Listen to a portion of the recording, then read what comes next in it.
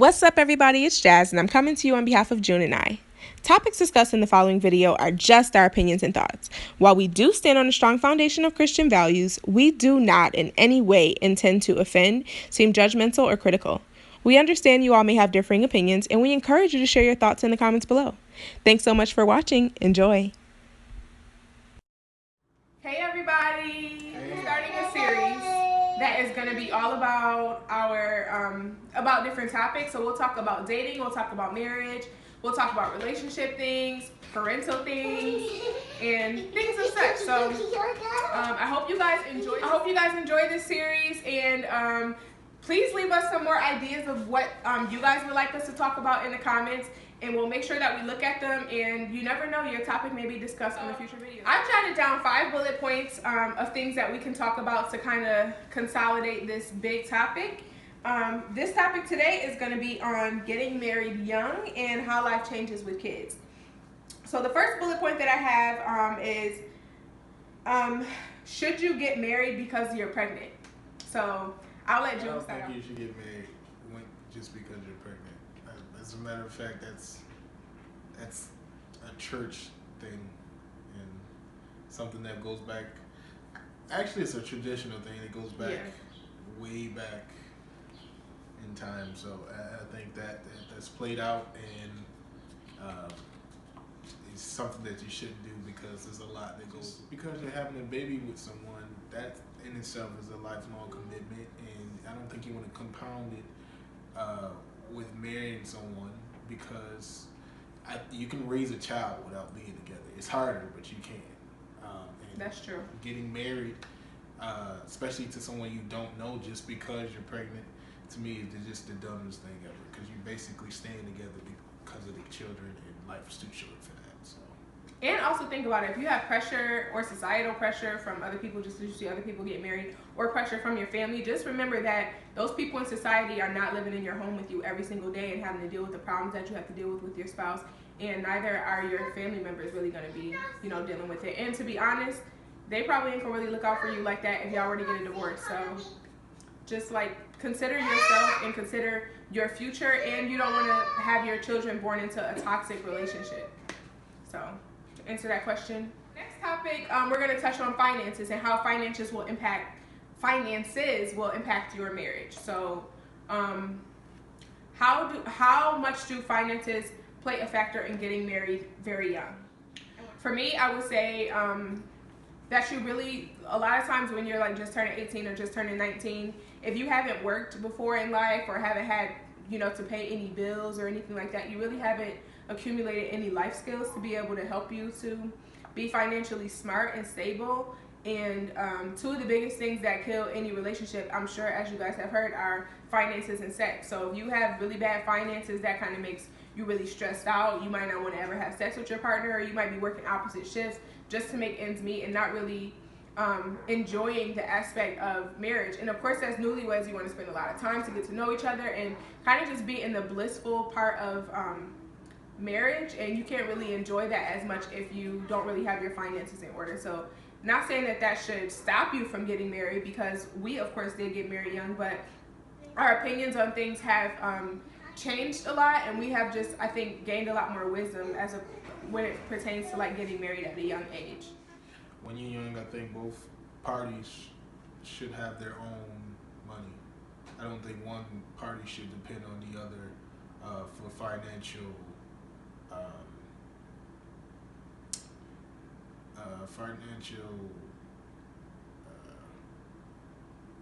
stability. Well, not really stability.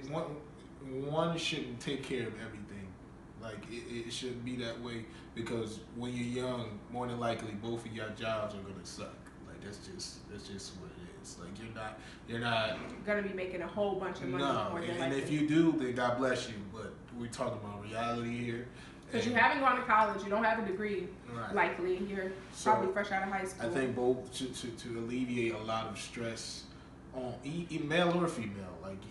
I think it's important that both of you guys should be working and working towards a goal to try to bring some type of balance and stability to your relationship when it comes to finances, because finances, like she said, will really damper a marriage or a relationship. Period.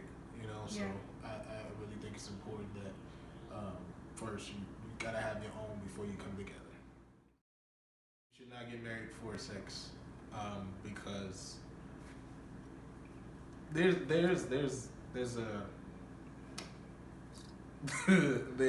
there's a saying that you have less sex when you're married, and let's just say that It's true. let's say that To a certain extent. let's say that you should not get married for sex, because eventually sex isn't going to be As significant as it is now. it's not going to be the number one thing. Like you're going to have bills, eventually you're going to have kids, you have responsibilities. Sometimes you're not going to feel like doing it at all, and that's when you really get to know your partner. So I don't think you should get married for. I mean, and I know it's kind of hard because, especially being a Christian, like that's kind of what you're taught to do. But you should definitely get to know your partner before you get married. Like that to me should be like the last. You know, and I know, and it's kind of like hypocritical coming from us, or it sounds hypocritical because we got married. Married really young, but trust me, it's more than a notion. So and we truly did not get married just to stop having. I mean, just so we can have legal sex. Is that why you got married? No, we did not do that. That's just to have legal sex, is what she said. So that's June, what it's gonna be. June, you married me just so you can have legal sex? What's the name? Don't do that at all. Don't be like June and just get married because you want to have sex. Yeah, don't do that, because again, let me tell you something. A piece of meat. Let me tell you something. I didn't have sex on my wedding day, okay? So that kind of was like the forecast. That's because I was on my period. I'm just saying, like you don't want to do that because you're gonna set yourself up for disappointment time and time again. So you want to make sure that you are in love with your partner. You want to make sure that your finances are in order. Just almost everything we done talked about so far before you take that final step of getting married. I know that's kind of contradictory to the Bible or to what you've been taught, or if you're Christian, or if you're not, then you do you. But I guess I'm kind of talking to our Christian audience. Yeah. You know, it's really, really hard because sex is the one sin that is justifiable by marriage. Through marriage. You know, every other sin is just you can't do it. Sex is that one sin that you can do it, but you have to do something first in order to do it. So I know it's really, really, really, really hard, and a lot of people that seem like they always had it together, a lot of people with different titles and things won't ever talk this candidly about it. But they had sex before they got married? Like a lot of them. So, I mean, you will end up divorced. Yeah, that's true. Because sex is not a foundation of marriage at all. You know what? We're going to do a video of what we're going to talk to our kids, how we're going to talk to our kids about sex. Okay. Because it may be a little bit controversial. But I want us to do a video about that, because I don't feel like that's talked about, like how, because parents really don't talk to their kids about sex, like especially in Christian households. They just say don't have it, but they don't say what to do with those feelings. So maybe we could do a video to help our even if it's not just for the younger audience, to help some parents to know how to communicate with their children comfortably about sex, because a lot of times it's an embarrassing topic or just an uncomfortable topic. But we did talk to each other before even having kids about, you know, our views on sex before marriage and stuff like that, and how we'll talk to our children about it, because that's really, really vital in preserving your children's virginity and just their self-worth and value, and to know the magnitude of sex, and just know that it's not just a temporary feeling, but there's a lot of residuals that come along with it. It's just transparency. Yeah, just being transparent. Because one of my mottos that I go by, you know, especially when it comes to raising children, is eventually there's a cutoff point to because I said so. Like that gets old, you know, with age, because once kids come into the age of understanding, then they need to understand. Like they need to be taught. They need to be, you know, they need to know that their parents are open books and transparent with them, and not just going to shut Sweep them their down. feelings under the rug. Because the thing Yeah. about it is, then it becomes this, well, you just don't want me to have fun, or you just don't want me to live my life. Should you live together before you're married? Yeah, that's a good one. I didn't have that down. I think. I mean, me as a man, and what I've not only what I've been taught, but that's just my own morals. Because I think once you get older, as you get older, different experiences mold you into who you are, regardless of what you were initially taught. Yeah. I feel like even though I was taught to get married before you live together, I believe that. However, I do think there is benefits to living together prior to marriage. And when I say that, it's because you never know if your lifestyles mesh. Like you might be sloppy and your partner might be super anal, or you the vice versa. Like it's. So you think that it's good to live together before? I think it's on a trial basis. It might not be the worst idea, and that's coming outside of Christianity and what I've been ingrained into. You don't want to put yourself in predicaments where you can be tempted. Right, but I mean, again, if we're speaking candid and we're speaking reality, if you're already having sex 2020, people having sex, they out here doing it. So, I mean, if you gonna do it, and if you really plan on spending the rest of your life with this person, I think it's important that you get to know them. So you wouldn't say just like visiting their home frequently? No, because you're not gonna really know a person until you live with them. Like, and I know that sounds like really. What about for us?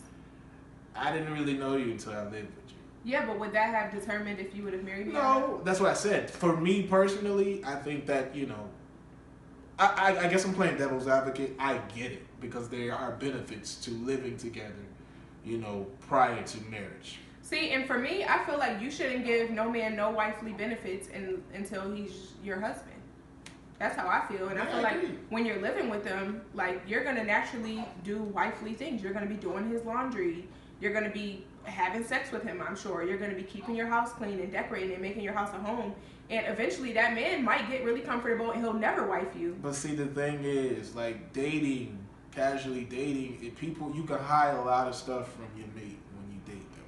You can hide a lot of things from your mate when you have your own place, your own spot, but when you in the fox hole together and there's nowhere you can go to get mad or anything, you got to just deal with each other, you're going to see a lot of things that you just did not know about your partner. A lot of quirks, a lot of triggers that you just did not know, because when you got your own place, your own spot, you can hide a lot of that stuff. That's why I said that's where love comes in. I mean, you love, sure. Because you're going to have to love them through a lot of your disagreements and stuff like that, and you're not going to agree on stuff.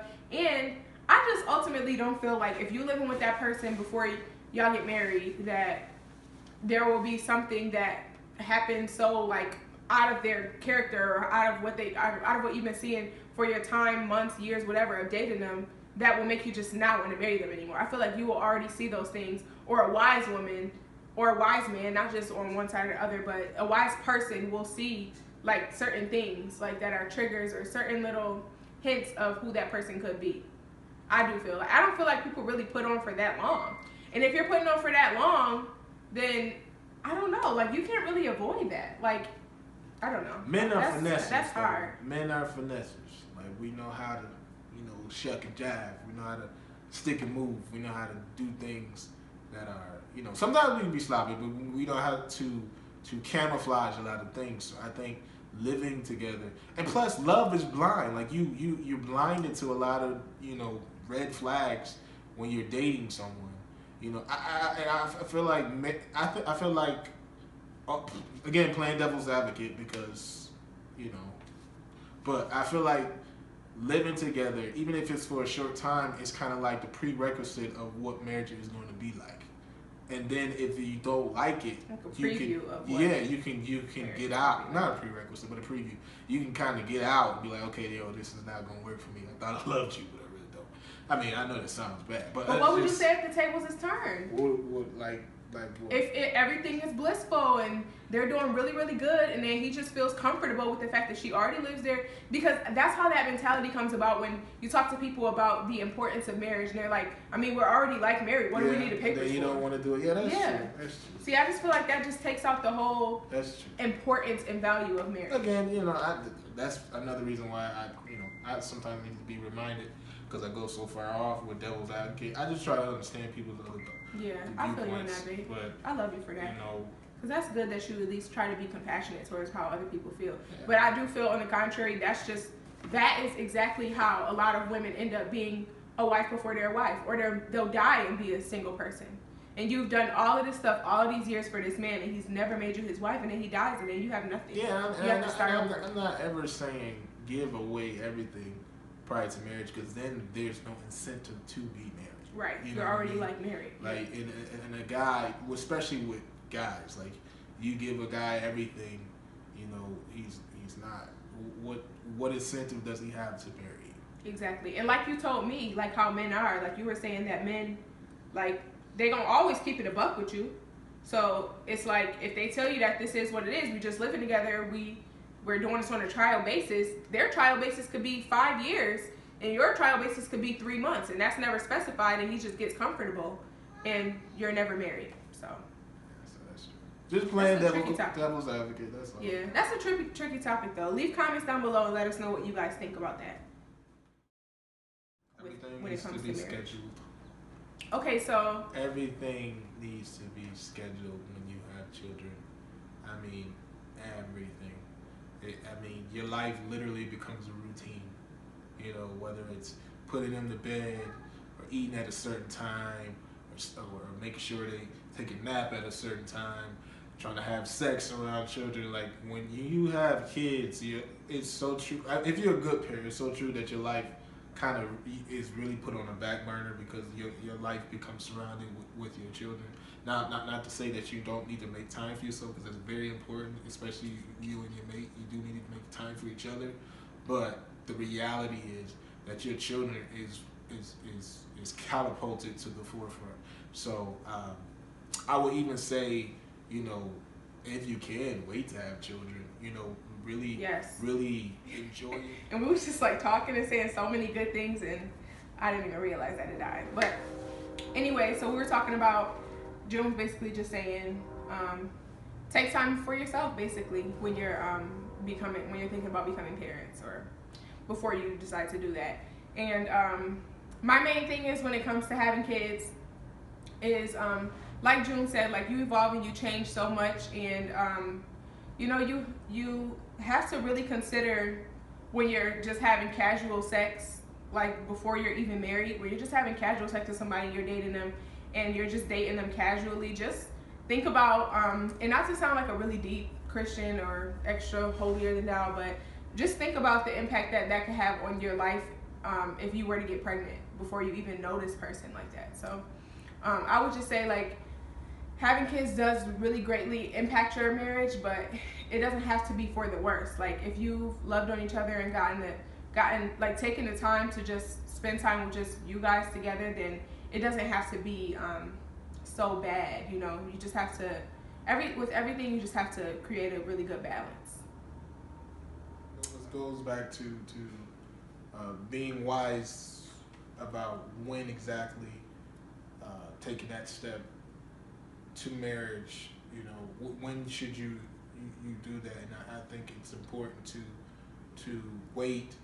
I guess as long as you can. I know that's kind of selfish of me, or to say that because again we got married young. Yeah. But again, you have to look at it that we're experienced now, so And take it from us. Yeah, and I know a lot of people say that we to know us how too. It feels.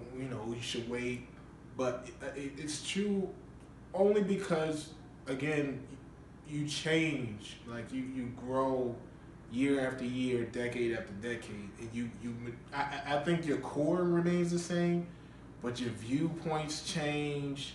You know, maybe your decision making process change. How you view your partner changes. Your job, your financial status changes. So that all of that's going to naturally change you as a person. Hopefully, you guys can grow together, but I think ultimately it has to start with you knowing yourself, and that's not something you learn at 14, 15, 16, 17, 18, even 21 to 25. Like It's a progression. It is a progression, and if you're not ready to even deal with yourself, how can you deal with somebody else? And people tend to forget that marriage is designed to be forever. People just have this thing like, I'm gonna get If it married. don't work out, I get a divorce. I get a divorce. I get a Like, that's not what marriage was designed for. You have to think about it like that. It's designed to be forever. So if you're gonna spend forever with somebody, don't just do it to have sex. Touched on that, and really think about who you are as a person and where you want to go in life and what you want to do in life.